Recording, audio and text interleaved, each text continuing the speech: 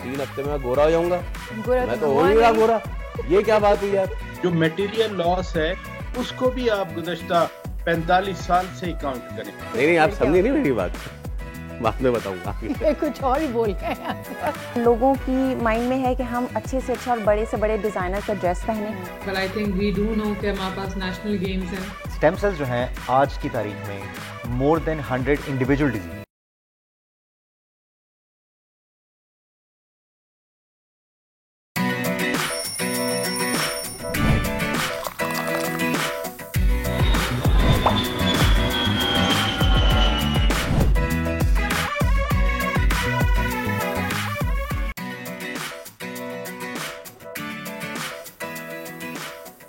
अस्सलाम वालेकुम, खुशामदीद। जी आया नूम, बखैर आगले भली करे आया। वर्षत के दुनिया बोल है के साथ मैं हूँ सोनिया सुंदस और मैं हूँ सैयद फैसल करीम। बाय द वे एक शौक है ना सबको, पता नहीं किस किस को है, लेकिन है कि जी रंग गोरा कर लें, रंग गोरा कर लें। क्यों करना है ये काम सोनिया, क्यों करते हैं?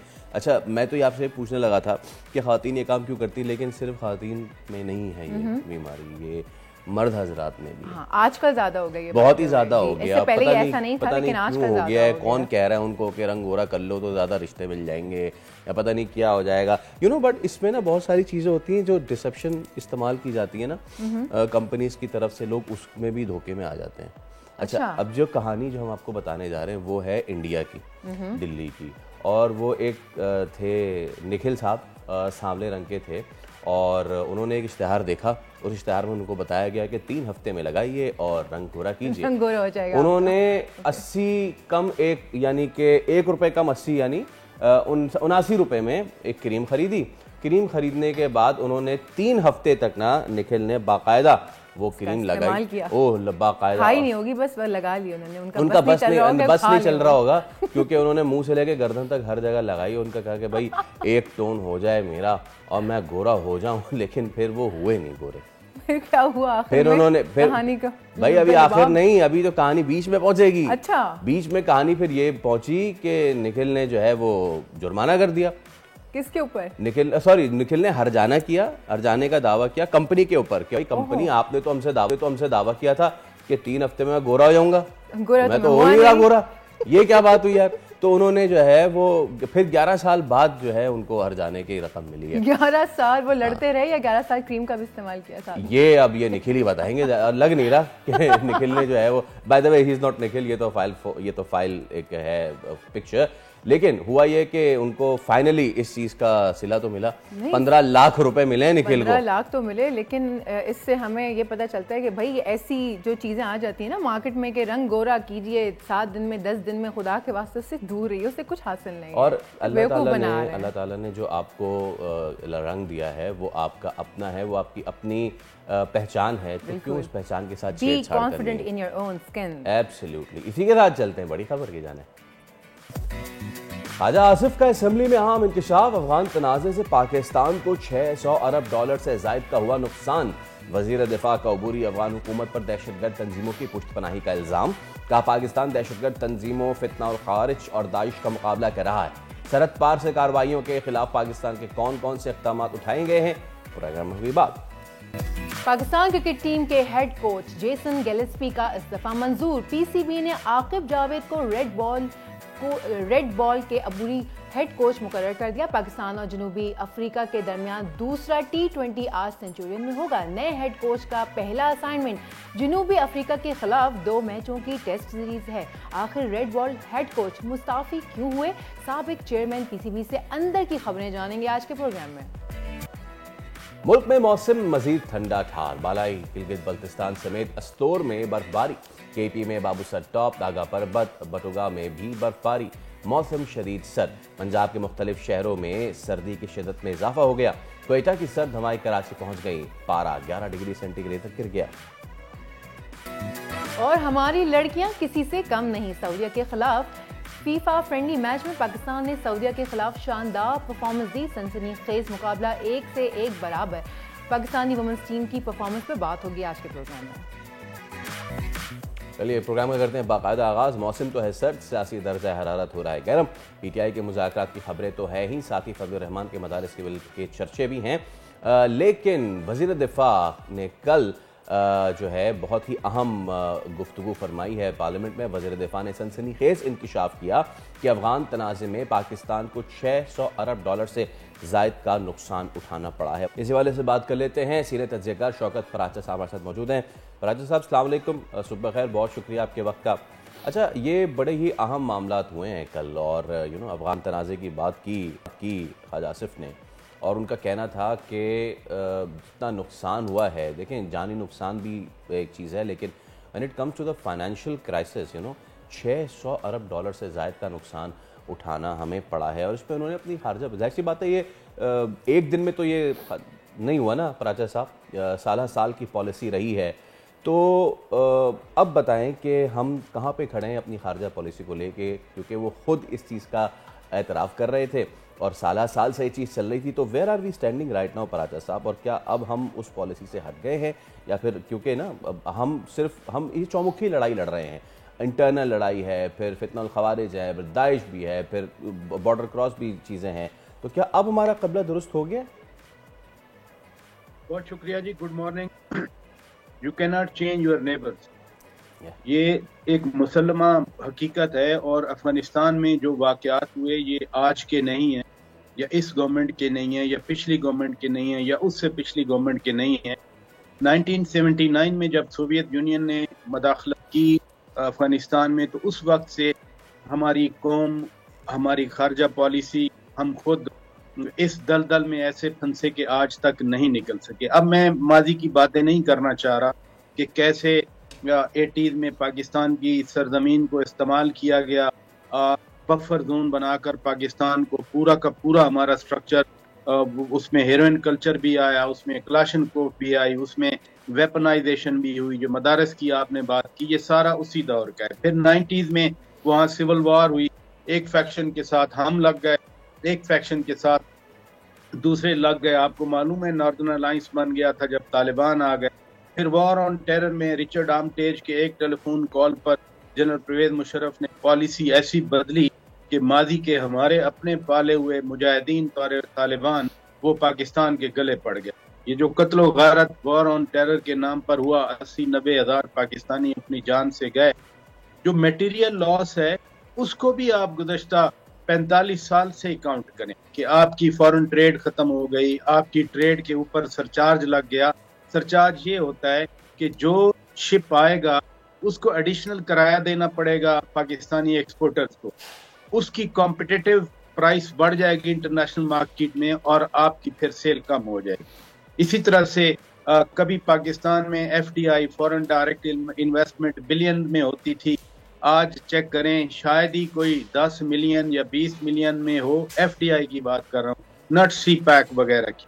तो पाकिस्तान ने तो बहुत नुकसान उठाया है। अब जो आपने बात की कि हम सीख चुके हैं या नहीं, एक तो अच्छी बात हुई है सक्सेसिव गवर्नमेंट्स ने, और जब हिना रमानी खर साहिबा फॉरेन मिनिस्टर थी तो उन्होंने कहा था no more to strategic depth. Strategic depth का मतलब है कि हमारे अंदर एक कोई ऐसी खाम ख्याली थी कि अफगानिस्तान जो है वो हमारे लिए एक स्ट्रेटेजिक डेप्थ साबित होगा, वहाँ कोई फ्रेंडली हुकूमत हो जो हमें कम अज कम हमारी बैक पे रहे।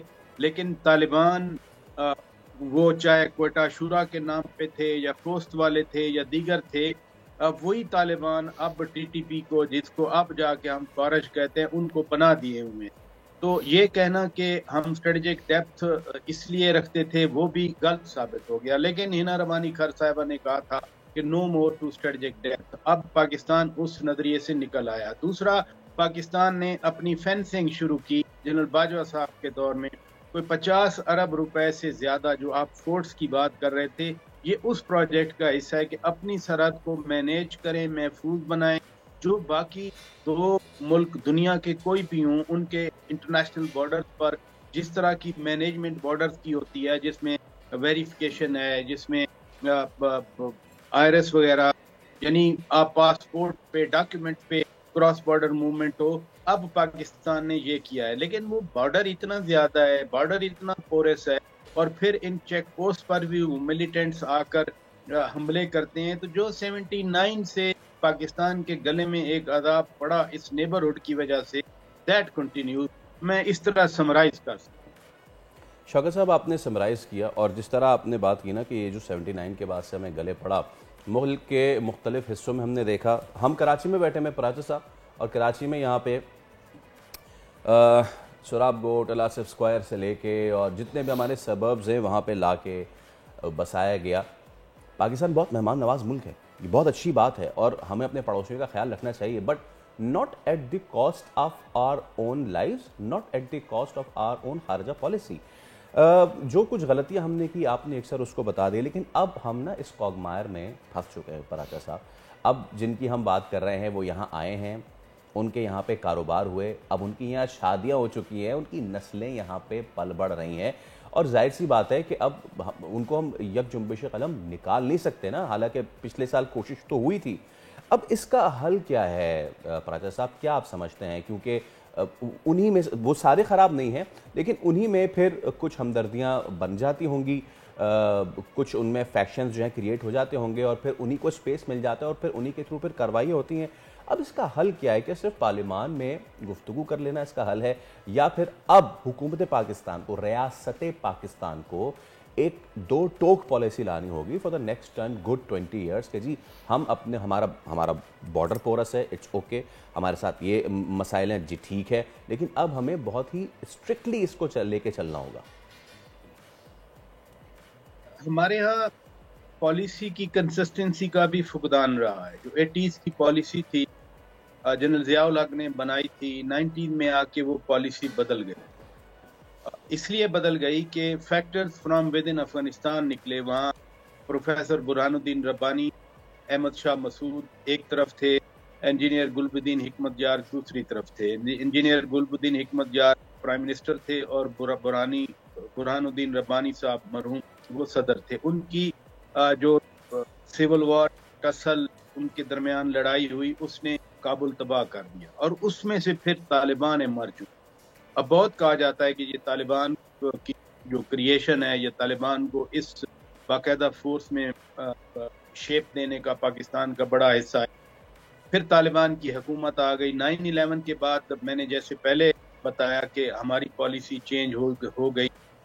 इंडिविजुअल स्पेसिफिक जो इंटरेस्ट थे, जनरल ज़िया-उल हक के इंटरेस्ट थे, इंटरनल लेजिटिमेसी नहीं थी, उन्होंने पूरी दुनिया को इधर घुसा दिया अफगानिस्तान में और खुद हीरो बन गए। सिमिलरली इमेजिन 9/11 से पहले जनरल परवेज मुशर्रफ आइसोलेटेड थे, लेकिन अचानक वो दुनिया के हीरो बन गए। आइसोलेटेड इसलिए कि Pakistan was under democracy related sanction, Pakistan was under nuclear related sanction. फिर सारा कुछ वेव हो गया और दुनिया पूरी पाकिस्तान में जनरल परवेज मुशर्रफ हीरो बने, क्योंकि उनको फिर इंटरनल लेजिटिमेसी का क्राइसिस था। ये जो बड़ी अहम बात आपने की कि पार्लियामान को बैठकर पॉलिसी बनाना चाहिए, अफगानिस्तान के हवाले से माजी में बहुत कम ऐसा हुआ कि पार्लियामान ने पॉलिसी बनाई। फिर आ गए ये TTP के साथ लड़ाई हुई, हमने राहे हक लड़ा, हमने राहे निजात लड़ा, हमने ज़रबे अज़ब लड़ा, हमने खैबर 1, 2, 3, 4 ऑपरेशन किए, हमने ऑपरेशन शेर दिल किया। इनको ख्वारिज को हमने शिकस्त दी। पाकिस्तान वाहिद मुल्क है दुनिया का जिसने टेररिज्म को इस तरह से स्पेक्टेकुलर वे में शिकस्त दी। लेकिन फिर बानी PTI खान साहब की हुकूमत आई, उन्होंने कहा नहीं हम तो एग्रीमेंट करते हैं। इन्होंने सीज फायर किया और 40-50 हज़ार लोगों को यहाँ बसाने का इरादा था। कुछ आ गए, कुछ अभी रहते थे। प्लस उनके हार्डकोर जो क्रिमिनल थे उस सीज फायर मुआहदे की वजह से उनको रिहा कर दिया गया। तो जो पॉलिसी में कंसिस्टेंसी, जो एक पाकिस्तान है, हुकूमत जो आए हुकूमत जो जाए, पाकिस्तान के मफादात के तहत एक पॉलिसी होनी चाहिए, वो अनफॉर्चुनेटली नहीं रही।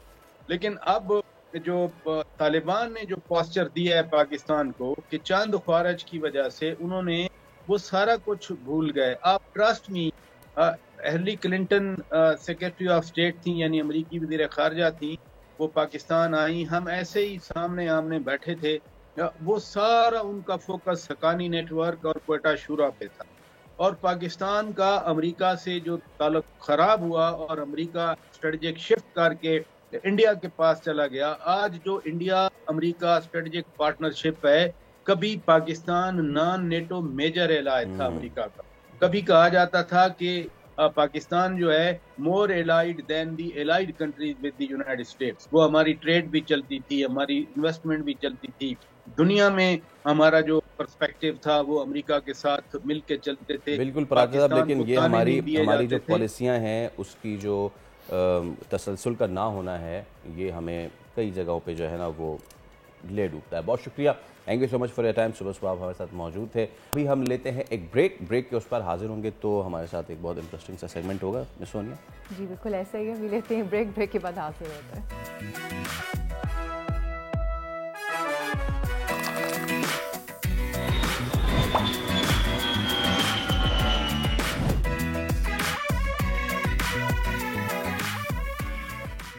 Welcome back. दुनिया बोल है में एक मरतबा फिर खुश आमदेद। भाई ऐसा है फैसल कि जो लड़कियां हैं ना आजकल की, वो शादियों को लेके ना स्पेशली, और जो लड़कियों के घर वाले होते हैं स्पेशली ब्राइडमेड्स, वो शादियों को लेके बड़े एक्साइटेड होती हैं। लड़के वाले नहीं होते? लड़के वाले होते हैं, लेकिन लड़की वालों के यहाँ ज़रा ज़्यादा रुझान होता है। समहाउ होता है ना, लड़कियां ज्यादा एक्साइटेड होती हैं शादी को लेके, अपने कपड़ों को लेके, ब्राइडमेड ज्यादा एक्साइटेड होती हैं। मेरे ख्याल से लड़के बेचारे नहीं होते एक्साइटेड, उन्हें पता होता है कि क्या होने जा रहा है। वही शेरवानियां वही पहनी, लेकिन लड़के नहीं, आप समझे नहीं मेरी बात, बाद में बताऊंगा। कुछ और ही बोल गए आपने आगाज ऐसे किया ना कि यार वो ज्यादा एक्साइटेड होते हैं लड़की वाले और लड़के वाले नहीं होते। अच्छा। ऐसी क्या बात होती है? उसकी भी तो शादी हो रही है, असल तो पैसा उसका लग रहा है। पैसा, यही बात मैं कहना चाह रही थी कि जब पैसा लग रहा होता है, बहुत महंगे महंगे कपड़े और जोड़े बन रहे होते हैं, स्पेशली जो ब्राइड के कपड़े होते हैं वो तो स्टार्ट ही ऐसे होते हैं। अगर कोई डिजाइनर वेयर आप चले जाएं तो 2.5-3 लाख से वो स्टार्ट होता है, और फिर वो आगे जाता जाता है 10-10, 12-12 लाख के जोड़े होते हैं। लेकिन ये सिर्फ एक बार, सिर्फ 2 से 3 घंटे की तकरीब में पहनने के लिए इस्तेमाल होते हैं, जो कि एक तरह का स्राफ भी है। सो अब कुछ ऐसे फैशन डिजाइनर्स जो हैं वो हमारे यहाँ आए हैं जो ये सारे कपड़े बनाते हैं, जो आप इस वक्त स्क्रीन पे भी देख रहे थे, लेकिन वो इनको रेंट आउट करते हैं। लाइक 1 से 2 घंटे 3 घंटे जितने ब्राइड को पहनना है वलीमे के लिए, शादी के लिए, निकाह के लिए, तो ये कन्वीनियंट भी है। दूसरी चीज़ ये कि आपकी जेब पे भी नहीं भारी पड़ता फिर। तो ऐसी ही एक डिज़ाइनर जो हैं वो हमारे पास मौजूद हैं, फरा सलीम साहिबा, फैशन डिज़ाइनर, जो कि सारा काम इस वक्त कर रही हैं। उनको वेलकम करते हैं शो में। अस्सलाम वालेकुम फरा। वालेकुम अस्सलाम, थैंक यू सो मच। फरा, ये जो आप काम कर रही है ना, सबसे पहले तो मैं आपको ये कहना चाहूँगी, बड़ा ज़बरदस्त काम है भाई। ये आप नेकी का काम कर रही हैं, नेकी का काम कर रही हैं आप सच में। और उससे बड़ी नेकी आप कर रहे हैं कि लोगों को अवेयर कर रहे हैं, आप लोगों की भी देखिए ना फरा, बहुत सारी बच्चियां ऐसी हैं जो ये इतने भारी भारी कपड़े अफोर्ड नहीं कर सकती, लेकिन अरमान तो सभी के होते हैं कि हम ऐसा जोड़ा पहने, वैसा जोड़ा पहने। लेकिन अगर आप वो सारी फैसिलिटी उनको प्रोवाइड करती हैं बिल्कुल मिनिमम उनके बजट में आके, तो ये तो बहुत ही अच्छी बात हो जाएगी। आप प्लीज इसके बारे में बताइए, ये आइडिया आपको आया कहाँ से?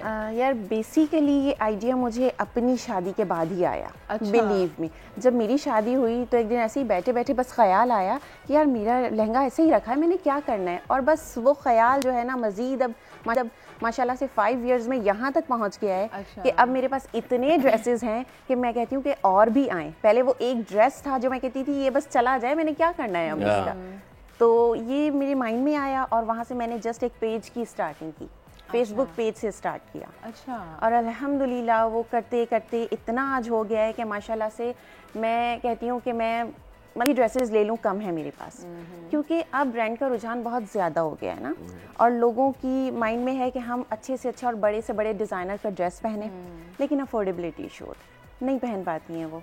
तो फिर ये है कि हम उनको 10 से लेकर 60,000 के रेंज में रेंट से शुरू होता है। बिल्कुल होता है। मतलब वो लोग, कुछ लोग ऐसे भी हैं ना जो 50 तक भी नहीं जा सकते, जो 20 तक भी नहीं जा सकते, तो उनके लिए भी हमारे पास होते हैं। ऐसा नहीं है कि हम सिर्फ 50 और 60 वालों को दे रहे होते हैं, हम 10 को भी दे देते हैं, और सम टाइम 10 वाला हम 8 में भी दे देते हैं।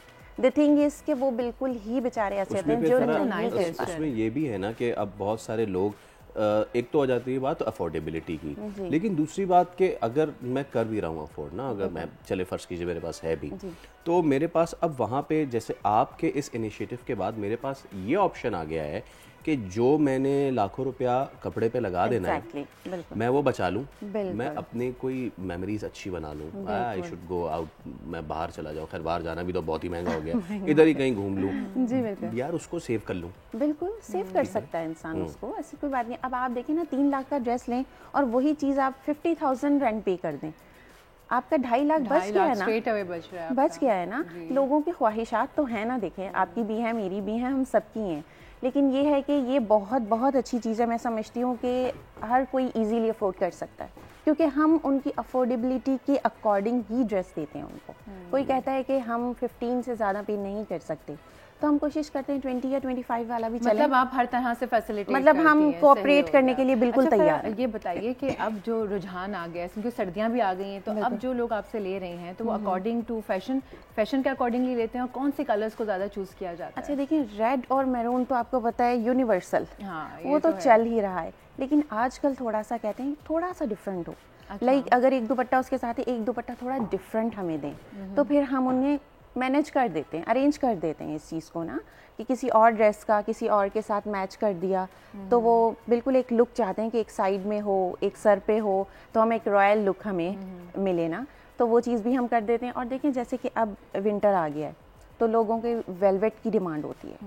अब इस वक्त मेरे माशाल्लाह 5 से 6 आर्टिकल्स जो हैं वो वेलवेट के, लेकिन वो सब गए हुए हैं। वेलवेट के वो ब्राइडल हैं, सारे ब्राइडल्स हैं, जैसे वेलवेट पे बना होता है, वो ज़्यादा खूबसूरत, बहुत खूबसूरत लगते हैं वो, लेकिन उनका प्रॉब्लम ये है कि वो यही सीजन में चलेंगे फिर, वो विंटर्स में ही विंटर्स में, लेकिन देखें हमें लेना पड़ता है क्योंकि ऑन डिमांड है, अब डिमांड भी पूरी करनी है लोगों की। अच्छा फरा, आप सिर्फ ब्राइडल वेयर में करती हैं या फिर पार्टी वेयर भी? नहीं, पार्टी वेयर्स भी होते हैं, क्योंकि ब्राइड के साथ जब सिस्टर आती हैं वो कहती हैं हमें भी यहीं से दे दें। ब्राइड मेड्स होती हैं जो, वो कहती हैं हमें भी दे दें, अब हम कहाँ मार्केट में जाएंगे। हमें कहा बिल्कुल, फिर आहिस्ता आहिस्ता हमने वो भी शुरू किया, और अब अल्हम्दुलिल्लाह के फॉर्मल्स और पार्टी वेयर्स भी काफ़ी है। टर्म्स एंड कंडीशंस क्या होते हैं इसके?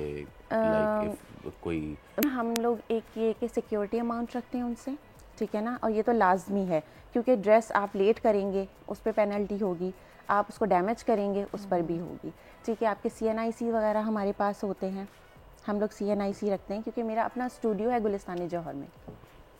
गुलिस्तान जौहर में जो है मेरा अपना स्टूडियो है, तो वहाँ पर जब आते हैं तो फेस टू फेस हमारे एक पूरा रूल्स एंड रेगुलेशन का पेज है, तो वो हम उन्हें सबसे पहले कि अगर आपका पीस डैमेज हो जाता है या कोई कुछ मसला हो जाता है तो फिर आप उसमें बिल्कुल हमें रीसेट भी तो करवाना होता है ना। और अब एक बार रेंट पे चला गया है ड्रेस, लेकिन अब क्या नेक्स्ट में उसको हमें थोड़ा सा तो रीसेट करना पड़ेगा ना, क्योंकि कहीं से कोई एम्ब्रॉयडरी निकल गई, कहीं ड्राई से कुछ क्लीन हो गया, ड्राई क्लीन होने जाएगा, नीचे हो गया, तो ये काफ़ी सारे एक्सपेंस हैं जो हमें बेयर करने पड़ते हैं। तो उसके लिए आजकल जो है आपने बताया कि रेड है, तो रेड तो वो खाली बारात वगैरह के लिए होगा ना? जी। अदरवाइज रेड के अलावा और कौन कौन से कलर? रेड के अलावा देखें आइस ब्लू बहुत चल रहा है, आइस ब्लू भी ये जो आपने फर्स्ट वाला ये आइस ब्लू है ना, ये कंप्लीटली वो उसी में जाता है आइस ब्लू में।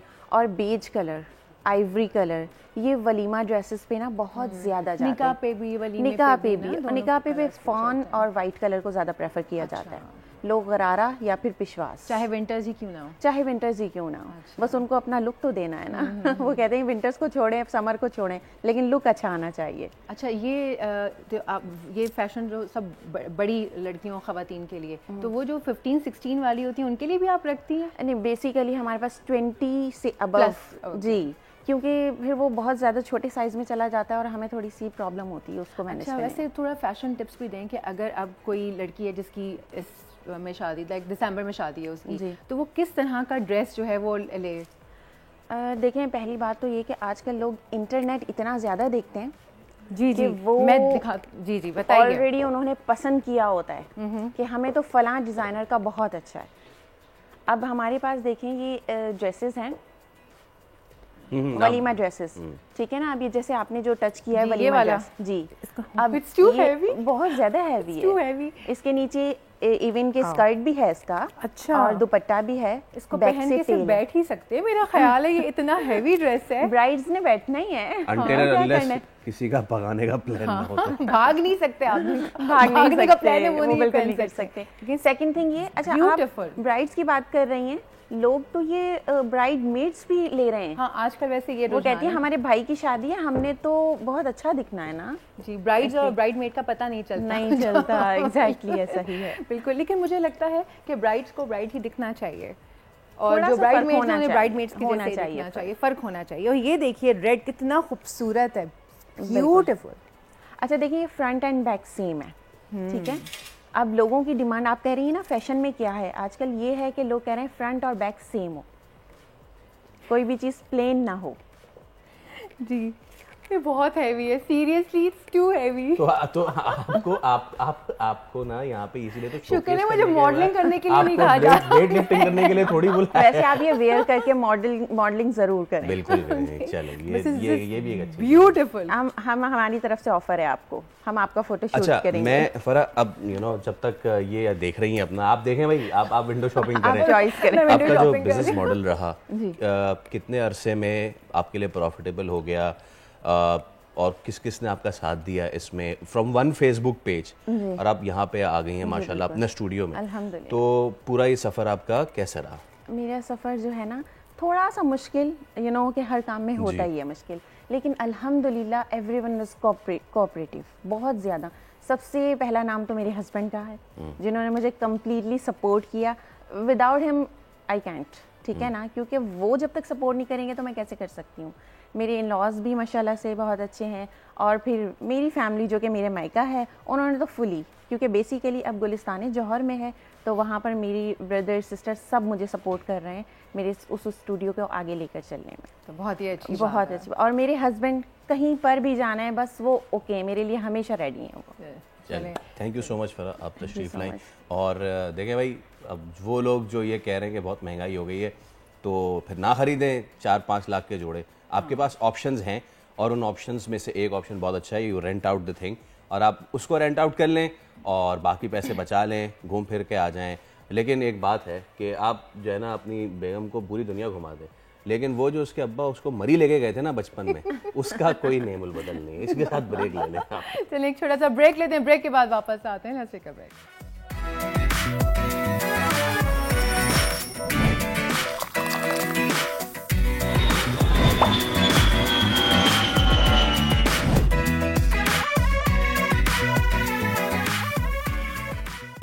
वेलकम बैक जनाब। वक्त हो गया है वेदर अपडेट्स का। मुल्क के बेशतर इलाकों में मौसम सर्द और खुश्क, जबकि पहाड़ी इलाकों में शदीद सर्दी रहने का इम्कान है। बालाई गिलगित बल्तिस्तान समेत स्तौर में बर्फबारी हुई है, और इसके अलावा बहुत सारे ऐसे इलाके हैं जहां पे शदीद किस्म की बर्फबारी हुई है। मौसम मजीद सर्द हो चुका है। और अगर मैं अहम शहरों की दर्जा हरारत की बात करूं तो सबसे पहले मैं बात करूंगी कराची की। कराची में जो है टेम्परेचर सडनली ड्रॉप हो गया है। आज मिनिमम टेम्परेचर 12 और मैक्सिमम जाएगा 25 डिग्री तक। सूरज चमकता रहेगा, लेकिन ठंड वैसे ही बरकरार रहेगी। हैदराबाद की बात करें तो हैदराबाद में मिनिमम टेम्परेचर आज होगा 10 और मैक्सिमम जाएगा 25 डिग्री तक। और उसके बाद बात करते हैं मीरपुर ख़ास की। तो मीरपुर ख़ास में आज मिनिमम दर्जा हरारत होगा 8 और मैक्सिमम पे जाएगा वो होगा 24। इसके बाद लेकर चलते हैं आपको नवाबशाह की जानिब। नवाबशाह में आज मिनिमम टेम्परेचर होगा 7 और मैक्सिमम टेम्परेचर जाएगा 24 डिग्री तक। इसके बाद लेकर चलते हैं आपको लाड़काना की तरफ। लाड़काना में आज मिनिमम टेम्परेचर जो है वो है 7 और मैक्सिमम टेम्परेचर होगा 23 डिग्री तक। अगर गवादर की बात करूँ मैं तो गवादर में आज मिनिमम टेम्परेचर होगा 16 और मैक्सिमम टेम्परेचर जाएगा 25 डिग्री तक। क्वेटा में जबकि बादलों का राज रहेगा और जो मिनिमम टेम्परेचर है वो जाएगा 0 तक और मैक्सिमम टेम्परेचर होगा सिर्फ 15, लेकिन सर्दी यूं ही बरकरार रहेगी। बात करते हैं अब कुछ मुल्तान की। मुल्तान में भी गहरे बादल छाए हुए हैं और आज उनका मिनिमम टेम्परेचर होगा 4 और मैक्सिमम टेम्परेचर होगा 22 डिग्री तक। अगर मैं लाहौर की बात करूं तो लाहौर में मिनिमम टेम्परेचर होगा 4 और मैक्सिमम टेम्परेचर 20 डिग्री तक जाएगा। फैसलाबाद में आज होगा मिनिमम टेम्परेचर 5 और मैक्सिमम टेम्परेचर होगा 21 डिग्री। शहर इक़्तिदार की अगर हम बात करें यानी कि इस्लामाबाद की, तो इस्लामाबाद में आज मिनिमम टेम्परेचर होगा 2 और मैक्सिमम टेम्परेचर एक्सपेक्टेड है वो है 18। मरी की अगर बात कर लें साथ में तो मरी में मिनिमम टेम्परेचर होगा 4 और मैक्सिमम टेम्परेचर होगा 11 डिग्री तक। पेशावर में आज मिनिमम दर्जे हरारत जो है जनाब वो होगा 4 और ज़्यादा से ज़्यादा 19 डिग्री तक रहने का इम्कान है। मुजफ्फराबाद में मिनिमम टेम्परेचर होगा 2 और मैक्सिमम जाएगा 17 तक। सूरज चमकता रहेगा फिर भी। और स्कर्दू में मिनिमम टेम्परेचर होगा -13 और मैक्सिमम टेम्परेचर जो है वो भी -2 है। तो ये थी पूरे मुल्क की सर्दी की सूरत हाल आपके सामने जो मैंने रखी। प्रोग्राम के बकाया हिस्से की जानिब चलते हैं और मज़ीद ज़रा टेम्परेचर्स के हवाले से बात करते हैं। Faisal, over to you. दर्जा हरारत आपने बताए, मनाजिर हम दिखा देते हैं। मुल्क भर में इस वक्त जो मौसम है, सर्दी ने पाकिस्तान को अपनी लपेट में ले लिया है। कहीं थोड़ी सर्दी है, कहीं ज़्यादा सर्दी है। आपको मरी के मनाजिर भी हम दिखाते हैं जहाँ पे इस वक्त मरी हसीनतर होता गया है। दिसंबर की छुट्टियाँ हैं, जिसका मतलब ये है कि लोग यहाँ पे जो पंजाब और खैबर पख्तूनख्वा वाले हैं वो मरी का प्लान करोगे। खैर, पंजाब वाले ज़्यादा प्लान करते हैं मरी का, खैबर पख्तूनख्वा में अपना हुस्न जो है वो ज़्यादा है, तो इसलिए KPK वाले जो हैं वो मानसेरा और नारायण का रुख कर रहे होंगे। और मरी बाज़ार GPO चौक जो है वो इंतहाई इस वक्त खूबसूरत मनाजिर जो है वो पेश कर रहा है सर्दियों में। गो के बर्फ़ अभी वहाँ पे नहीं पड़ी है, लेकिन मरी के बाद हम दीगर शहरों का भी अगर आपको बताएं तो खैबर पख्तूनख्वा के जो बालाई इलाके हैं वहाँ पे भी बर्फ़ जो है वो इस वक्त पड़ रही है। और इसके साथ साथ जैसा कि सोनिया आपको बता रही थी, and there you go as I was saying the बर्फ एंड ऑल, तो ये बर्फ़ के बर्फीले मनासिर आप देख रहे हैं। और इसके साथ साथ जैसा कि आपको पता है कि कई जगहों पे लैंडस्लाइडिंग हो जाती है, तो जो भी सयाह हजरात हैं वो प्लान करके निकलें खुदारा। और क्योंकि जितनी लैंडस्लाइडिंग होती है फैमिलीज फंस जाती हैं, फैमिलीज बहुत बुरी तरीके से साथ हो जाते हैं जी, बिल्कुल तो, लेकिन आपने जो अभी एक लाइन बोली है ना, ये बर्फ़ की जो बर्फीली आप देख रहे हैं, ये बड़े मजे की। ओके, तो क्लाइमेट जर्नलिस्ट आफिया सलाम हमारे साथ मौजूद हैं। आफिया, अस्सलाम वालेकुम, very good morning and very surprising. तो आफिया, हम देख रहे हैं कि मुल्क भर में इस बार, हाँ, लेकिन एक चीज़ ये है कि हमने कल सरदार साहब से भी ये बात कही थी कि जो विंटर्स हैं वो आहिस्ता आहिस्ता उनका पैटर्न जो है वो आगे बढ़ता चला जा रहा है। What does this means Afia, कि क्या इस बार हमारे ग्लेशियर्स जो हैं वो कम बर्फ़ जमेगी, कम पानी होगा? जब वेदर पैटर्न आगे जाता है तो वो क्या बताता है कि what's going to happen in the next year? देखिए, ये फिनोमिनन हम पिछले 3-4 साल से एक्सपीरियंस कर रहे हैं कि जब आपके विंटर शॉर्ट हो गए हैं, बाहर आती नहीं है और फौरन बाद हम ट्रांजिशन कर जाते हैं गर्मियों के मौसम में। तो वैसे तो गुफ्तगू में और ये जो ड्राइंग रूम चैटर है उसमें ये बात करते हैं, लेकिन इसके बहुत सी इम्प्लीकेशंस हैं। हम एक ज़राई मुल्क हैं और ज़राअत के ऊपर इसका बहुत बड़ा असर होता है। आपके जो बुवाई और कटाई के जो सीज़न है उसके ऊपर इम्पैक्ट पड़ता है। फसल में जो यील्ड है और उस यील्ड की जो न्यूट्रिशन है उसके ऊपर फ़र्क पड़ता है। हमारे यहाँ कोई रिस्पॉन्सिव मैकेनिज्म नहीं है। आप देखिए कि जब बहुत शदीद सर्दी होती है और सर्दियाँ चूँकि लेट शुरू हो रही हैं, तो जो छुट्टियों का टाइम है वो माइल्ड सर्दियों में निकल जाता है। शदीद सर्दी में बच्चे स्कूल जा रहे होते हैं। गर्मियों के अंदर भी यही है, जो कि पीक गर्मी का मौसम है, तब तक बच्चों की छुट्टियाँ तकरीबन ख़त्म हो रही होती हैं। सो रिस्पॉन्स का मतलब ये है कि जब आप देख रहे हैं कि मौसम में तब्दीली आ रही है तो उसके साथ सर जोड़ के बैठें। ये सिर्फ महकमा मौसमियात वालों का काम नहीं है कि वो एक प्रेडिक्शन कर दें और बस उसके बाद कोई उसके ऊपर कोई अमल ना करे। तो हमें इस चीज़ को सीरियसली देखना चाहिए कि इस तरह से लेट सर्दी का क्या मतलब है और पहाड़ के गायब होने का क्या मतलब है। आफिया, बहुत शुक्रिया, we would have more about that. लेकिन आने वाले दिनों में लाजमी हम इस पे बात करेंगे कि हमें अगर महकमा मौसमियात प्रेडिक्ट कर देता है कि क्या होने जा रहा है, तो उस पर हमारे जो इदारे हैं वो किस तरीके से हरकत में आते हैं और फिर किस तरीके से काम मैं भी एक चीज़ प्रेडिक्ट कर सकती हूँ। बोलें क्या? बूझें, ब्रेक का वक्त हो गया है। ब्रेक लेते हैं, ब्रेक के बाद वापस आते हैं। क्या बात है, वो नहीं।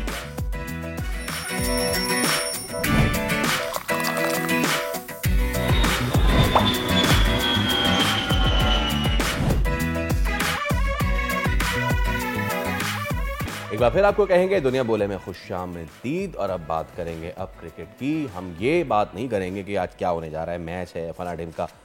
The biggest news right now in Pakistan cricket is again policy का तसलसल ना होना।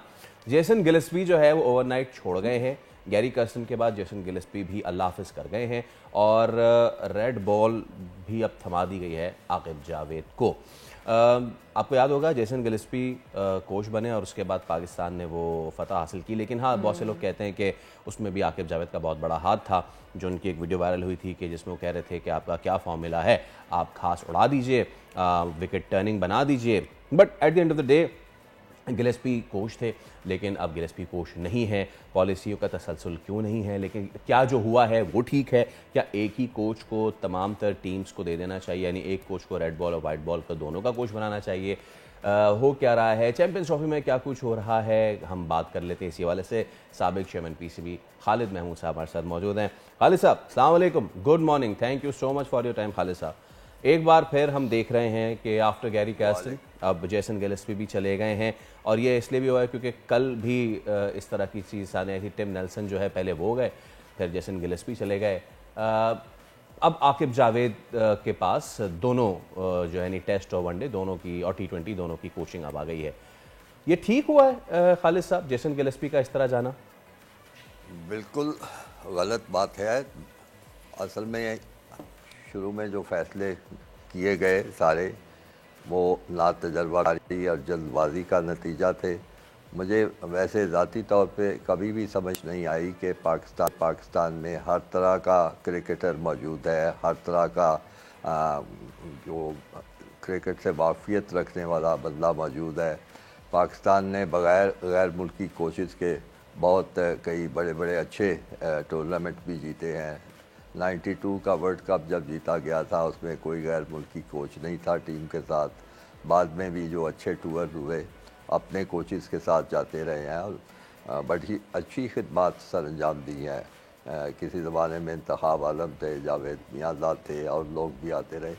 तो ये मुझे समझ नहीं आती कि एकदम क्या बुखार चढ़ जाता है क्रिकेट बोर्ड को कि आते ही चुन चुन के दुनिया में जिस किसी का भी नाम सुनते हैं कि उसने फ़लाँ टीम के साथ था और वो टीम कामयाब हुई, उन टीमों को, उन कोचेज़ को, उन शख्सियात को वो मुल्क में बुला लेते हैं और फिर उसमें बहुत बड़े बड़े कॉन्ट्रैक्ट और तवील अरसे के कॉन्ट्रैक्ट दिए जाते हैं जिसमें मुल्क का कीमती ज़र मुबादला भी इस काम पे लगाया जाता है। तो ये पूरी की पूरी गैर दानिशमंदाना सारी पॉलिसी है जो कि इख्तियार की जाती है जब भी कोई ख़ास तौर पे नया बोर्ड बनता है या नया चेयरमैन आता है। वो ये सबसे पहले ये हरकत करता है और प्रेस में खूब इसकी पब्लिसिटी होती है, खूब मशहूरी होती है कि उसको ला दिया, गैरी कैस्टन को लगा दिया, गिलेस्पी को लगा दिया, फलानी चीज़ को लगा दिया।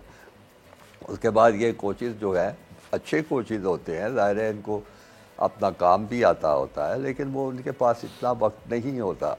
उनकी कमिटमेंट का जो मेयार है वो बड़ा कमज़ोर होता है। वो सिर्फ जैसे होता है ना वक्त गुजारे के लिए वो टीम के साथ वाबस्ता हो जाते हैं, किसी अहम टूर्नामेंट या अहम मैच से चंद दिन पहले आते हैं, कुछ वक्त लगाते हैं, फिर उसके बाद अपने मुल्क में और दूसरी मसरूफियात में चले जाते हैं।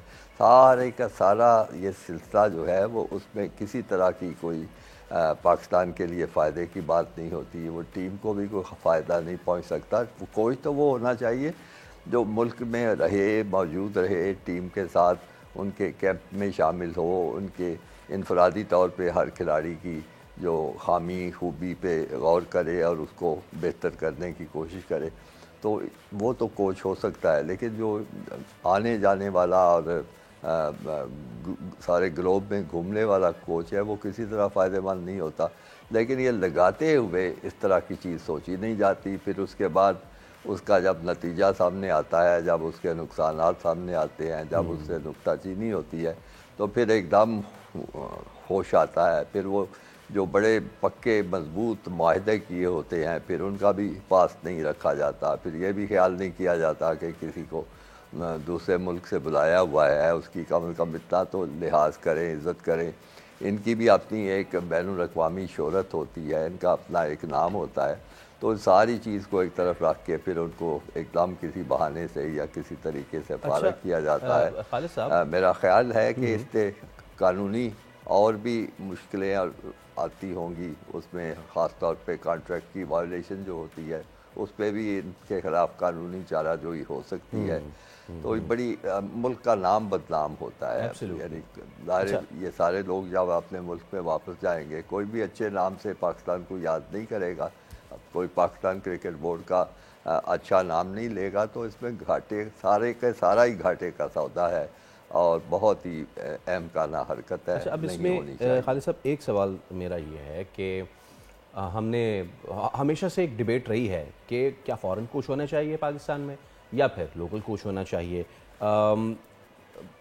हमने माजी में देखा, आपने इंतखाब आलम साहब का नाम लिया जिस वक्त मैनेजर थे 92 में, बिल्कुल उसी तरह फ़ॉरेन कोचेस के भी पाकिस्तानी टीम के साथ बहुत अच्छी यादें वाबस्ता हैं। मैं स्टार्ट करूं बॉब वुलमर से, मैं बात करूं डेव वॉटमोर की, और उसके बाद मिकी आर्थर जिनकी अंडर हमने चैंपियंस ट्रॉफी जीती। नाउ द क्वेश्चन इज कि क्या ये कोचेस के साथ मसला होता है या फिर ये पीसीबी का, बोर्ड का, हमारी क्रिकेट का इंटरनल इशू है कि हमें कोई पसंद नहीं आ रहा, चलो भाई निकाल दो। मतलब कि गिलेस्पी को या उनके साथ कोई बात ना बनी हो, उसके पीछे ये वजह होनी चाहिए थी ना कि जी आप अच्छी परफॉर्मेंस नहीं दे रहे, आपके अंडर टीम जीत नहीं रही है। We have won against Australia, we won against England in our home soil. So हमारा मसला है ये या फिर ये कोचेस का मसला है? मेरा ख्याल है ताली दोनों हाथों से बजती है। सबसे पहले तो मैंने जैसे पहले गुफ्तगू में कहा है कि कोचेस का भी मसला है कि जब उनसे कॉन्ट्रैक्ट किया जाता है, अब मैंने कॉन्ट्रैक्ट तो नहीं देखा, ना ही वो मेरा ख्याल है मीडिया में आता है, तफसील उसकी नहीं आती, तो उसमें तय होना चाहिए कि उनका टीम के साथ वाबस्तगी की हद क्या होगी, कि कितना अर्सा वो टीम के साथ रहेंगे, कहाँ कहाँ रहेंगे। मेरा ख्याल है ये तफसीलात जो हैं वो तय नहीं की जाती हैं और ना ही कोचेस भी इसके बारे में कुछ बात करते हैं। तो सबसे बड़ा मसला तो होता ही यही है कि जनाब ये टीम के साथ नहीं रहते। तो अगर टीम के साथ नहीं रहते तो आप कॉन्ट्रैक्ट उनके साथ क्यों इस तरह का करते हैं जिसमें उनको गुंजाइश मिले कि वो टीम के साथ ना रहे। अक्सर सुना यह जाता है कि उनको ये भी इजाज़त है कि वो अपने मुल्क में जाएं, ये भी इजाज़त है कि वो पार्ट टाइम कोचेज़ हों, ये सब कुछ सुनने में आता है। तो ये पाकिस्तान क्रिकेट बोर्ड का भी मसला है, उनको हरगिज़ ऐसा कोई कॉन्ट्रैक्ट नहीं करना चाहिए जिसमें बाद में उनको तकलीफ़ हो या बाद में उनके लिए वो नाकाबिले कबूल हो। तो मेरा ख्याल है इब्तदाई सतह पे जो गौर व फिक्र होना चाहिए और जिस तरह की इसके बारे में कोशिश होनी चाहिए, जिस तरह का मुआहदा होना चाहिए, वो चूँकि मुआहदे नहीं किए जाते। और फिर दूसरी बात ये भी होती है कि कोच लगा देने से ये समझ लेना कि टीम जो है एकदम ज़मीन से उठ के आसमान पर चली जाएगी, ये भी नाजायज़ बात है। ये कैसे हो सकता है कि कोच आके कोई ऐसी उसके पास जादू की छड़ी हो और वो छड़ी हिलाए और टीम एकदम बड़ी शानदार खेलना शुरू कर दे। तो ये अगर आपने किसी कोच को ये कहना है कि उसकी कारकर्दगी ठीक नहीं, तो उसके लिए भी कोई मेयार भी होना चाहिए, कोई ना कोई बात भी होनी चाहिए जो अक्सर नहीं सुनने में आती। बिल्कुल साहब आप बिल्कुल ठीक फरमा रहे हैं। अच्छा, एक तो हमने ये बात कर ली अब कोचेस का जो डिलेमा है। अब हम ज़रा अपना फोकस शिफ्ट करते हैं towards the champions trophy now. और चैम्पियंस ट्रॉफ़ी पाकिस्तान में होने जा रही है हाइब्रिड मॉडल पे, लेकिन अभी भी कन्फ्यूजन जो है वो बरकरार है। अब खालिद साहब, आईसीसी चैम्पियंस ट्रॉफ़ी के हवाले से अभी तक कोई पॉजिटिव डेवलपमेंट, जिसको मैं कहूँ कॉन्क्रीट डेवलपमेंट, वो सामने आके नहीं दे रही है। और हालत ये है, the level of interest in Pakistan and champions trophy इस, क्योंकि जय शाह साहब जो हैं वो इस वक्त करता धरता बन गए हैं, वो मामला छोड़ छाड़ के चले गए Australia, I don't know for what reason, और वो वहाँ चले गए हैं। तो अभी तक कोई देर इज़ नो डील। कल ये खबरें आई कि अब जो बीसीसीआई है उसने धमकी लगाना शुरू कर दिया है कि पाकिस्तान अगर 2026 में नहीं आता या इंडियन इवेंट्स में नहीं आता तो हम आपके खिलाफ कानूनी चाराजोई करेंगे। उल्टा चोर कोतवाल को डांटे जा रहा है, फटकारे जा रहा है, and we can't do anything. जनाब, बात यह है कि हिंदुस्तान जो कर रहा है वो तो समझ में आता है। हिंदुस्तान हमारे साथ अक्सर और बेशतर इस किस्म का रवैया इख्तियार करता है और नुकसान पहुंचाता है, माजी में भी होता रहा है। लेकिन मुझे ये समझ नहीं आती कि ये इतना चूँकि अहम मामला था तो वो उसको इस पर गुफ्तगू करने के लिए आईसीसी जो है वो वहाँ पे उनके ओहदेदार बैठे हुए हैं, जय शाह भी उस वक्त मौजूद थे। तो हमारे जो क्रिकेट बोर्ड के सरबराह हैं वो बहुत कम अरसे के लिए वहाँ पे रहे। आजकल मीडिया में जो ख़बरें आ रही हैं कि वो चेयरमैन साहब भी वहाँ हैं, वो ये गलत बात है, वो वहाँ नहीं है, वो पाकिस्तान में ही है। तो दो जो और ओहदेदार हैं जिनके नाम मैंने अखबार में पढ़े हैं, एक तो वो सुमेर अहमद है जो नए चीफ़ एग्जेक्टिव आए हैं, और एक साबका चीफ़ एग्जेक्टिव जो है उनका बताया जाता है वो है। तो ये उनका यानी जिस लेवल पे वहाँ पे गुफ्तगू हो रही है, बाकी बोर्ड के सरबराहान हैं और इंडियन क्रिकेट बोर्ड के सरबराह जय शाह भी इस वक्त मौजूद थे। तो उनके साथ गुफ्तगू करने के लिए उसी सतह का कोई हमारा नुमाइंदा होना चाहिए, जो कि नहीं है। तो ज़ाहिर है वो जो कुछ करना चाहते हैं ये करने में उनको आज़ादी है। मेरा ख्याल है वो एक तरफा ही कोई ना कोई गौर व खौस करते रहे हैं। बाकी रह गया जय शाह साहब का जाना, वहाँ से वो नहीं जाना चाहिए। मैं समझता हूँ इतना अहम जो इशू है जिस पे गुफ्तगू हो रही थी उस पर उनको कोई फ़ैसला करना चाहिए। तो वो इस बहाने से कि वहाँ पे उन्होंने इंडिया ऑस्ट्रेलिया का क्रिकेट मैच देखना है वो वहाँ चले गए हैं, तो ये सब कुछ गलत हो रहा है। लेकिन जैसे मैं पहले आपके चैनल से गुफ्तगू करते हुए कई दफ़ा कह चुका हूँ कि होगा वही जो वो चाहेंगे, जो भारत चाहेगा। वजह यह है कि उनका असर रसूख वहाँ पे बहुत ज़्यादा है, उनकी बात मानी जाती है, उनकी वजह से क्रिकेट को आईसीसी को बहुत पैसा मिलता है।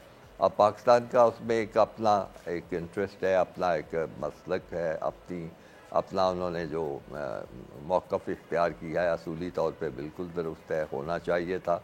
लेकिन उसको मनवाने के लिए जितनी मेहनत होनी चाहिए थी, जितनी कोशिश होनी चाहिए थी, वो कोशिश नहीं हो सकी। अब आपने दुरुस्त कहा है कि वो 2026 के हवाले से उन्होंने ये धमकी भी देना शुरू कर दी है कि आपको आना पड़ेगा, यानी अदले का बदला आप नहीं कर सकते।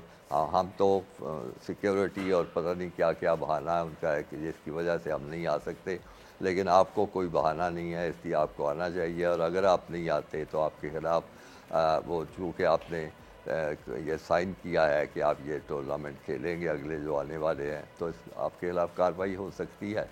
और वो मैंने नहीं देखे कॉन्ट्रैक्ट के किस किस्म की मुआहदा हुआ है जिस पे कुछ दस्तखत किए गए हैं। हो सकता है कि उन्होंने कोई इतना बाइंडिंग किस्म का मुआहदा तैयार किया हो और उस पर बाकी टीमों के दस्तखत करवाए हों बाकी मुल्कों के, तो इसमें वो फिर कानूनी चाराजोई कर सकते हैं। पाकिस्तान को चाहिए कि इस मामले का बगौर जायज़ा ले। आखिर में मुख्तसरन ये बताइए कि इसका मतलब ये है कि जो भी अब तक गुफ्तगू हुई है that was beating about the Bush, और इससे पहले भी एक भारतीय साथी से इनडायरेक्ट गुफ्तगू जब हुई तो उसने कहा कि डायरेक्ट बात करें जहाँ पे बात करनी है। वो समझ गए ना, वो सियासी लोगों के दरमियान बात होगी, अगर एक फ़ोन यहाँ से वहाँ चला जाए तो मामला हल हो सकते। तो मेरे ख्याल से अब हमें जो पॉलिटिकल राह है वो इख्तियार करनी पड़ेगी, हुकूमतों को आपस में बात करनी पड़ेगी, रादर देन कि हम सिर्फ ये बयानात पे करें कि जी हम नहीं आ रहे तो तुम नहीं आओगे तो हम नहीं आएंगे। आप ठीक कह रहे हैं। मैं मुख्तसर इसका जवाब ये है कि सियासी सतह पे बात होनी चाहिए, हुकूमती सतह पे बात होनी चाहिए। हिंदुस्तान की हुकूमत से पूछा जाए कि आपका मसला क्या है, आप हमारे साथ इस तरह के मामला क्यों कर रहे हैं। तो हो सकता है उनका कोई ऐसा एतराज़ हो जिसको हम दूर कर सकें तो ये मामला हल हो जाए। अगर हल नहीं होता इस तरह मामला और फिर लड़ाई की तरफ जाना पड़ता है, तो फिर लड़ाई के लिए भी तैयार होना चाहिए पाकिस्तान क्रिकेट बोर्ड को, पाकिस्तान की हुकूमत को। उसका जो भी मुआहदा है उसका बगौर जायज़ा लिया जाए और देखा जाए कि हिंदुस्तान क्या कर सकता है सूरत हाल में। तो दोनों तरफ होना चाहिए, एक तरफ तो इस मसले को हल करने की कोशिश हुकूमती सतह पे, और दूसरी तरफ अगर अल्लाह ना करे कि इस तरह के मामला हो जाएं तो फिर उसके लिए फिर अगर आपने एक असूली मौक़िफ़ इख्तियार किया है तो उसके लिए फिर आपको लड़ने के लिए भी तैयार होना चाहिए। बिल्कुल, बहुत शुक्रिया खालिद महमूद साहब हमारे साथ और गुफ्तगू कर रहे थे। तो ख़ातिन हज़रात, Pakistan cricket is in turmoils as always, overnight चीज़ें हो जाती हैं, हमें पता ही नहीं चलता। हाँ खैर, ये है कि आज भी एक मैच है, दूसरा T20 है, तो देखते हैं कि क्या खेलते हैं। मुझे लगता है अब कि हम बस किस्मत के ऊपर चल रहे हैं। हाँ, लेकिन अब मैं जो आप जो करना चाह रही है ना, मुझे पता है कि आप क्या करना चाह रही है। मैं आपसे दरख्वास्त करता हूँ कि प्लीज़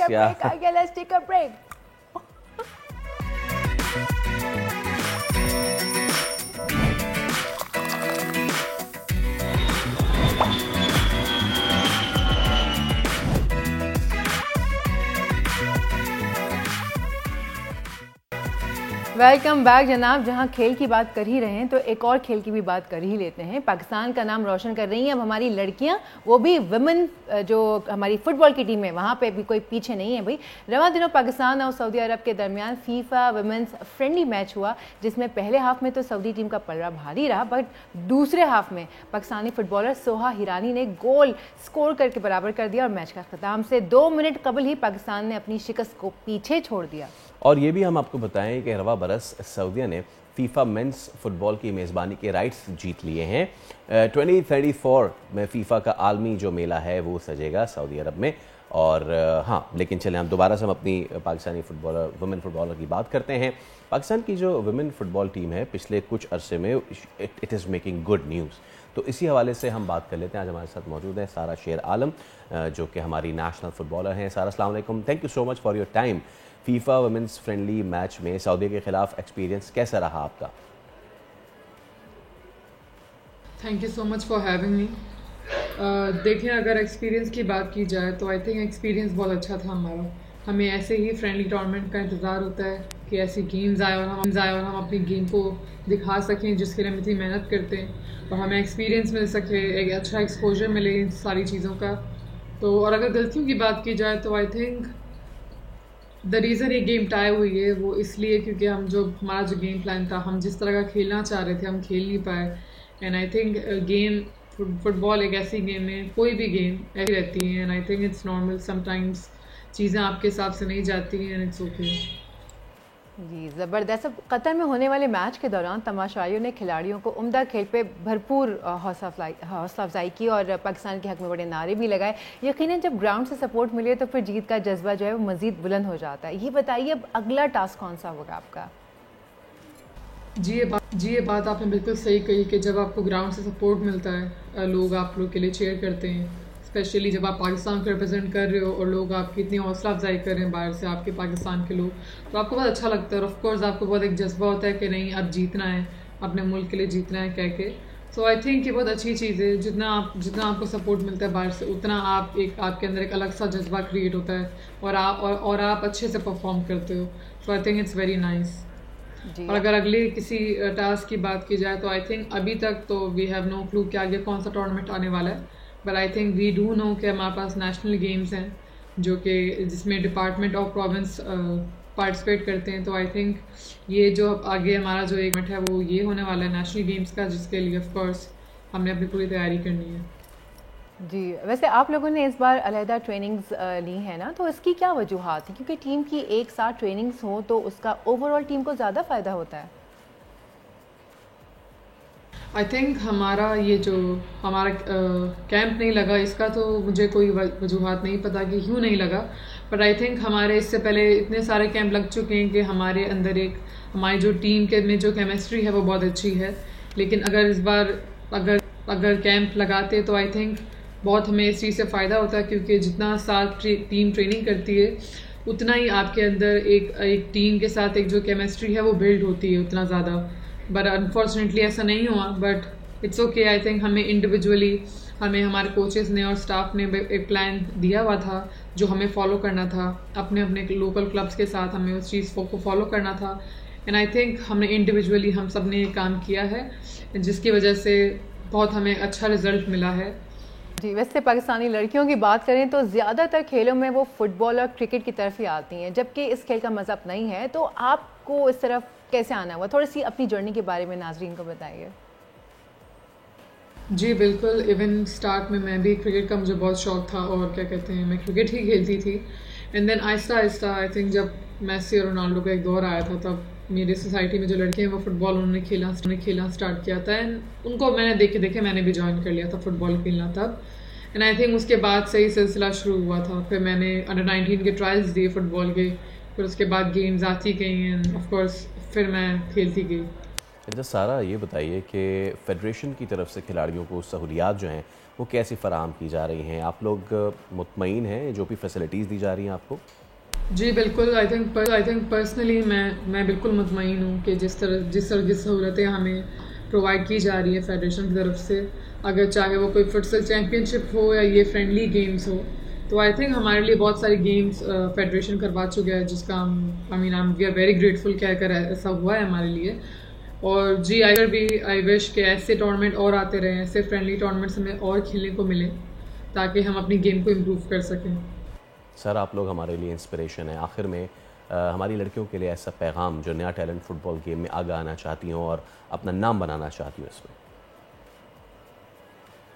जी मेरा मैसेज आई थिंक यंग लड़कियों के लिए यही होगा कि अगर आपको कोई गेम बहुत ज़्यादा पसंद है और आप उस गेम को लेके बहुत पैशनेट हो, तो I would say work hard for it. उस गेम में अपनी आप पूरी मेहनत करें, अपना पूरा बेस्ट दें और बाकी आप अल्लाह पे छोड़ें। अगर आपका लिखा होगा कि नहीं आपका फ्यूचर है तो it will happen, just give your best and leave the rest to Allah. चलिए बहुत शुक्रिया, सारा शेरारा हमारे साथ मौजूद थी। और यार क्या कहाँ चला गया वो, क्या ढूंढ रहे हैं आप? दिल चोरी हो गया। Oh my God. ये कहानी का टाइटल है, ये कहानी का टाइटल है जिसने आज रात बोल एंटरटेनमेंट पे नशर होना है। बोल एंटरटेनमेंट हर जुमे की रात दिल छू लेने वाली कहानियों पर मबनी सीरीज की एक किस्त ऑन एयर करता है। और बोल कहानी को ना सिर्फ पाकिस्तान में बल्कि पूरी दुनिया में बेहद पसंद किया जा रहा है। और सोशल मीडिया पर बोल कहानी के जो व्यूज़ हैं वो मिलियंस में पहुंच चुके हैं। और आज जो कहानी हम लोग देखेंगे इसमें एक चोर है जो कि सीनियर है और जूनियर चोर के साथ मिलकर अंधेरे में एक घर में दाखिल होता है, जहां जूनियर चोर की मुलाकात उनकी हम उम्र खातून से हो जाती है और फिर यहीं से स्टोरी शुरू हो जाती है। बाकी हम सब आपको सब कुछ क्यों बताएं, आपको झलकियां दिखाते हैं। थी नियत चोरी की मगर दिल पर आ गई बात, एक लम्हे में बदल गई मेरी सारी कायनात। बात लगता है कि ये घर खाली है। अगर ज्यादा चढ़ा दिखाने की कोशिश की ना तो ये गोली चल भी जाती है। नजर रख इस पे, वही तो रखी हुई है। इंसानों वाली नजर रख इस पे।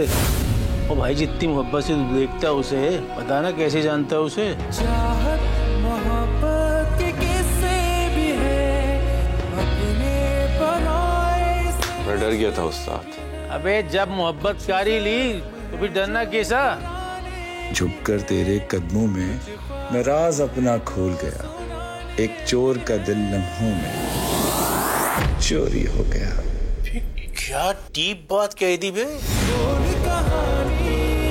अपनी जुबानी हर चेहरा है, बोल कहानी अपनी जुबानी हर चेहरा है, एक कहानी बोल कहानी।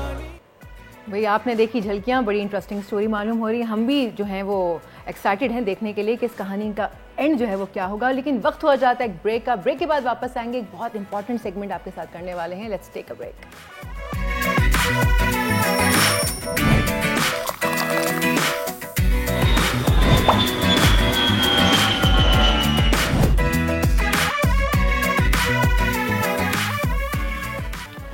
वेलकम बैक जनाब। बात करते हैं कुछ मेडिकल साइंस के हवाले से। भाई मेडिकल साइंस में बड़ी जिद्दत आ गई है, बहुत तरक्की कर ली है। ऐसे में एक स्टेम सेल्स टेक्नोलॉजी का आप नाम सुन रहे होंगे आजकल, काफ़ी जगह जो है ये इस्तेमाल हो रही है। लेकिन आखिर ये स्टेम सेल्स टेक्नोलॉजी है क्या, किस काम की है? आम जो लोग हैं ना उनको इस बारे में आगाही नहीं है कुछ खास। एब्सोल्युटली। तो कोशिश करेंगे हम क्या जिस पे बात करें कि ये मामलात हैं क्या। और I was watching few podcast as well. तो from a common man to the athletes, इसको किस तरीके से इस टेक्नोलॉजी को इस्तेमाल कर रहे हैं। आपके भी अगर कुछ सवालात हैं तो वो सवालात जो है हमारे फेसबुक लाइव पेज पे यू कैन सेंड, जो कि हम पूछेंगे डॉक्टर सैयद सलमान गिलानी से, जो कि स्टेम सेल्स कंसल्टेंट है और हमारे साथ आज मौजूद है। डॉक्टर साहब अस्सलाम वालेकुम, thank you so much for your time. Thank you. बिल्कुल एक लेमैन के लिए हम आगाज़ करते हैं, स्टेम सेल्स क्या हैं और इसकी जो टेक्नोलॉजी है वो क्या होती है? स्टेम सेल्स जो है वो हमारी बॉडी का बिल्डिंग ब्लॉक है। ओके। जब बच्चा पैदा होता है तो वो एक सेल से पैदा होता है, that cell is stem cell. और फिर बाकी तमाम सेल्स उससे बनते हैं, तो इसको हम मास्टर सेल कहते हैं।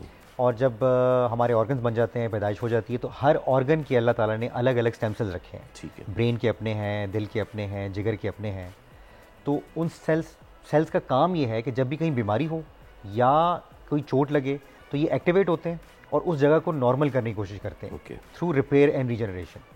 और इसका हमारी जो बढ़ती उम्र के साथ इनका नंबर ऑफ पावर कम होता जाता है, जिसकी वजह से हम एज करते हैं, जिसकी वजह से बुढ़ापा आता है। एजिंग होती है। ठीक। तो जो एज स्टेम सेल कंसल्टेंट्स हमारा काम ये होता है कि कुछ ऐसे एरियाज़ जहाँ पे इनकी मिकदार सारी ज़िंदगी अच्छी रहती है, जैसे बोन मैरो का एग्जांपल है, हमारा फैट एग्जांपल है, फिर कुछ और सोर्सेज से लिया जा सकता है, तो वहाँ से हम वो स्टेम सेल्स लेके जहाँ पे रिक्वायर्ड है जिस तरह के सेल्स वहाँ पे हम इंजेक्ट करेंगे तो वो एरिया वो ऑर्गन वैसा ही रीजनरेट कर जाएगा जैसा कि अर्ली एज के अंदर था। तो ये बड़े एक आसान अल्फाज के अंदर ये स्टेम सेल्स हैं और ये स्टेम सेल टेक्नोलॉजी है। यानी कि हम we are reverse aging it, we can reverse age, absolutely. मतलब वाकई we can reverse age, absolutely. ये एक ऐसी चीज़ है जिसके ऊपर सबसे ज़्यादा रिसर्च हो रही है पूरी दुनिया के अंदर कि हम क्यों, हमारी एजिंग होती क्यों है। तो साइंटिस्ट ने एजिंग को एज अ डिजीज़ लिया, जैसे हम किसी भी डिजीज़ को स्टडी करते हैं कि क्या फैक्टर्स हैं जिसकी वजह से एजिंग होती है, किन फैक्टर्स की वजह से एजिंग जो है वो तेज़ हो जाती है, किसकी वजह से स्लो डाउन होती है और ये किससे रिवर्स हो सकती है। तो हमारे पास ऐसी टेक्नोलॉजीज़, ऐसी ट्रीटमेंट्स हैं जिसमें स्टेम सेल एक है जिससे हम एजिंग को रिवर्स भी कर सकते हैं। अच्छा साहब, ये तो आपने एज रिवर्स की बात कर दी ना, आपने अपनी गुफ्तगू के आगाज़ में ये कहा था कि अगर कहीं चोट लग जाए तो उसको रिपेयर करने के लिए स्टेम सेल्स जो हैं वो अपने लाठी भाले लेके सबसे पहले निकल पड़ते हैं जंग करने के लिए। फॉर इंस्टेंस अगर किसी को क्रॉनिक डिजीज़ है, लाइक किसी का लिवर का इशू है, किसी की किडनी का कोई इशू है और वो फर्स्ट कीजिए वो the patient is gone on dialysis now, जी जी जी, सो क्या उसकी रीजनरेशन पॉसिबल है? मुश्किल है। देखिए होता क्या है कि हमारे जो स्टेम सेल्स हैं उनको काम करने के लिए ज़रूरी है कि आपके जिस्म के अंदर, अगर आपने किडनी की बात की, कि किडनी के नॉर्मल सेल्स मौजूद हों जिसको कि वो रीजनरेट कर सकें। अगर कोई ऐसी स्टेज पहुंचेगी जहां फाइब्रोसिस यानी वो श्रिंक हो गई है तो फिर किडनी के तो सेल्स अपने बचे नहीं, you have to have the ground ना फॉर दैट। बिल्कुल, तो वो उसके लिए फिर और टेक्नोलॉजीज़ हैं जिसके अंदर पहले हम वो फिर वो थोड़ा सा टेक्नोलॉजी और ज़्यादा एडवांस हो गई, जीन थेरेपी आ गई है कि हम जीन्स को मैनिपुलेट करके उन नए सेल्स को बना सकते हैं।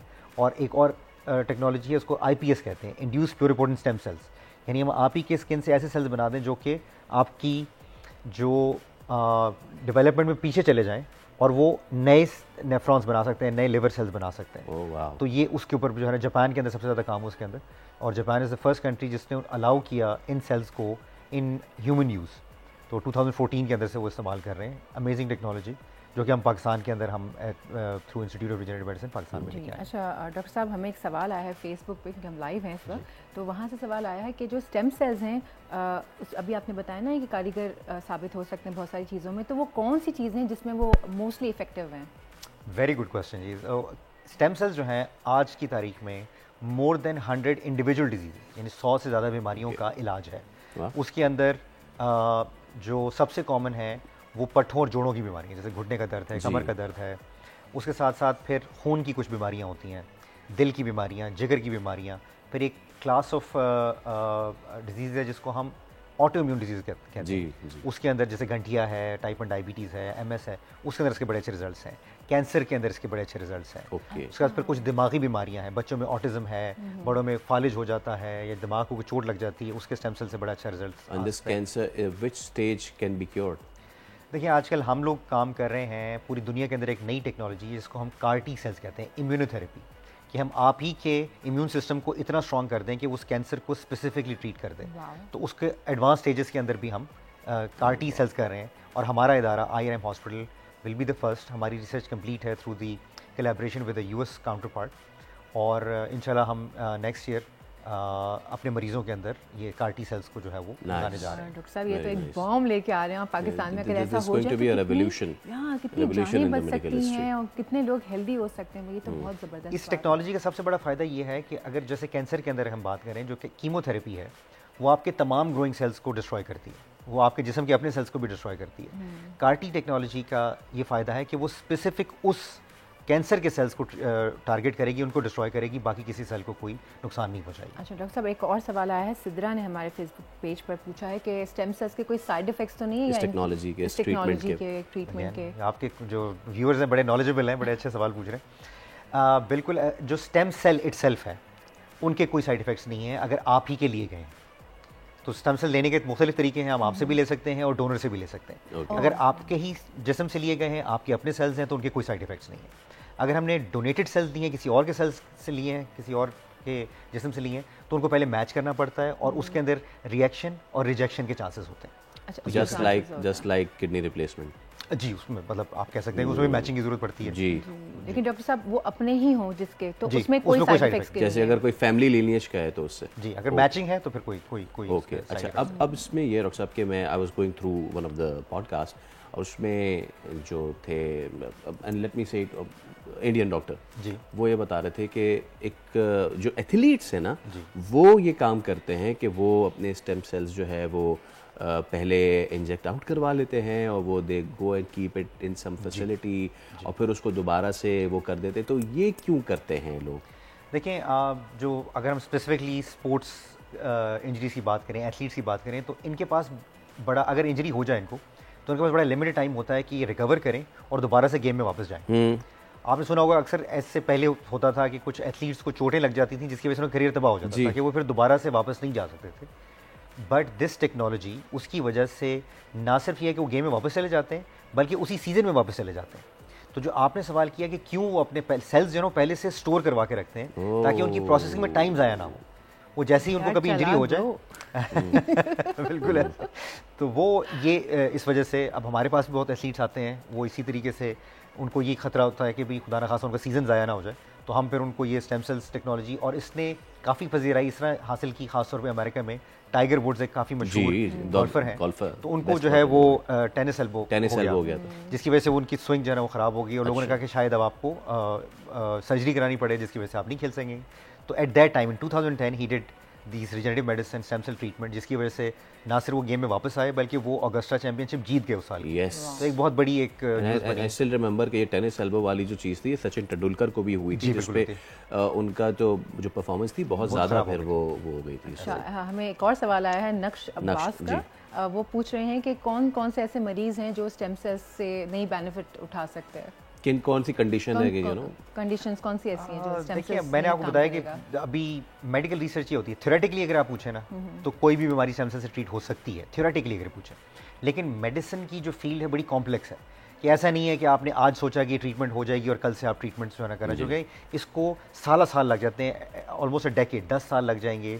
एक टेक्नोलॉजी जिसको आप सोचेंगे आज, उसको from the bench to bedside, यानी आप पहले रिसर्च से मरीज़ के पास लेके जाएंगे। तो जैसे मैंने बताया तकरीबन 100 से ज़्यादा बीमारियाँ हैं, मैंने कुछ आपको बताई हैं कौन कौन से एरियाज़ में जहाँ पे, तो उनके अंदर उनका ट्रीटमेंट है, बाकियों में रिसर्च जारी है। तो अच्छा, और एक और सवाल आया है और कुलसूम का, वो पूछ रही हैं कि पाकिस्तान में जो स्टेम सेल्स की आप टेक्नोलॉजी के बारे में बात कर रहे हैं, ये सस्ती है, इजीली लोग अफोर्ड कर सकते हैं? जी, बड़ा अच्छा सवाल है कि ये अगर हम इसको कंपेयर करते हैं ना, जैसे अगर हम मुख्तलिफ बीमारियों में करते हैं, घुटने की बीमारी बहुत कॉमन बीमारी है, उसका इलाज जनरली क्या होता है कि आपको नी रिप्लेसमेंट करानी पड़ती है, ये जो कि एक बहुत महंगी और बहुत मुश्किल सर्जरी है।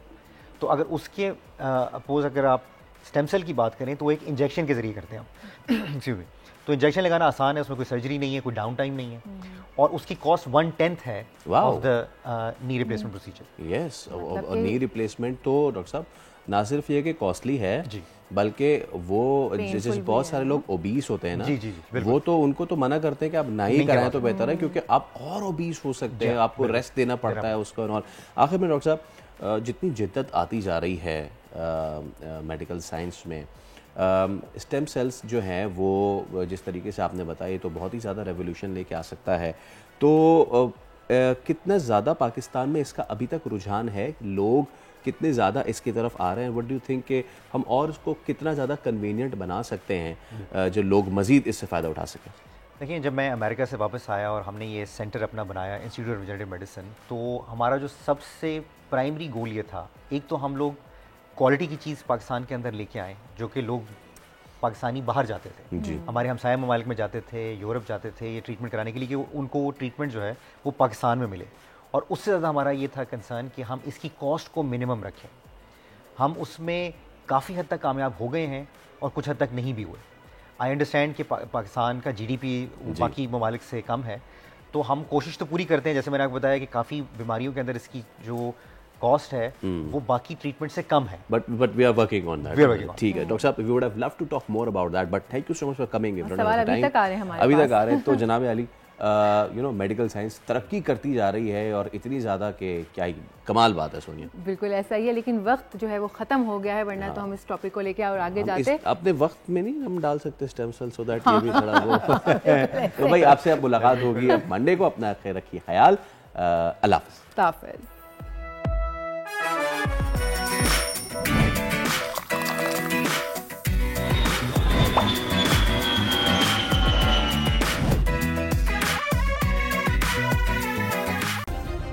सब्सक्राइब करें और बेल दबाएं ताकि कोई खबर रह न जाए।